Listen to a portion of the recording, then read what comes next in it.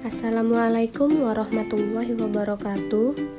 Kami akan menjelaskan tentang Pusat Pertanggungjawaban Pendapatan Biaya. Yang A ada pusat tanggung jawab. Pusat tanggung jawab merupakan struktur sistem pengendalian dan pemberian tanggung jawab pada subunit organisasi yang mencerminkan strategi organisasi. Pusat-pusat tanggung jawab tersebut kemudian membentuk suatu hierarki. Yang B ada jenis pusat tanggung jawab. Pusat tanggung jawab terbagi menjadi dua jenis, yaitu pusat pendapatan dan pusat beban.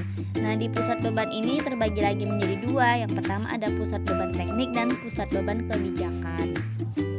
Pembahasan pusat pendapatan. Pusat pendapatan adalah pusat tanggung jawab yang output atau pendapatan diukur dalam satuan moneter, sedangkan input, beban atau biaya tidak berhubungan dengan output. Beban yang terjadi di unit pemasaran dikelompokkan menjadi dua, yaitu 1. Beban memperoleh pesanan, contohnya biaya penelitian pemasaran, pengumpulan informasi tentang pesaing, iklan, hubungan masyarakat. Biaya untuk memperoleh pesanan umumnya merupakan biaya kebijakan. 2. Beban memenuhi pesanan, contohnya biaya untuk pengambilan barang yang dipesan dari gudang, pengepakan, penggudangan, pengiriman, pembuatan faktur, dan penagihan. Biaya untuk memenuhi pesanan umumnya merupakan biaya teknis. Pusat beban. Pusat beban adalah pusat tanggung jawab yang input atau beban biaya diukur secara moneter, sedangkan output tidak diukur secara moneter. Ada dua jenis umum pusat beban, yaitu 1. Biaya teknik adalah biaya-biaya yang jumlahnya secara tepat dan memadai. Kedua, biaya kebijakan disebut dengan biaya yang dikelola adalah biaya yang tak tersedia estimasi tekniknya. Karakteristik 1. Pusat beban teknik.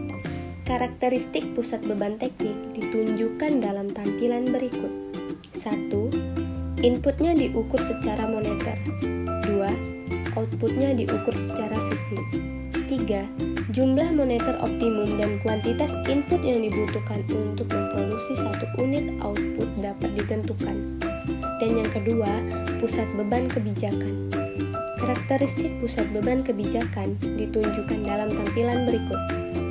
Pusat beban kebijakan meliputi unit-unit administrasi dan umum seperti akuntansi, hukum, hubungan industrial, hubungan masyarakat, sumber daya manusia, aktivitas litbang, dan hampir semua aktivitas pemasaran.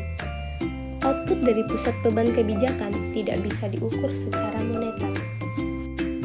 Karakteristik pengendalian umum yang pertama ada penyusunan anggaran, yaitu suatu proses formal di mana pembuat anggaran mengusulkan untuk menyelesaikan pekerjaan tertentu dan menyarankan ukuran yang akan dipakai dalam evaluasi kinerja. Yang kedua ada variasi atau perubahan biaya. Manajemen cenderung untuk menyetujui perubahan yang terkait dengan perubahan volume penjualan yang diantisipasi. Misalnya menyetujui untuk menambah tenaga kerja jika volume penjualan bergerak naik. Yang ketiga, jenis pengendalian keuangan. Pengendalian keuangan berperan dalam perencanaan sebelum terjadinya biaya atas kebijakan perusahaan.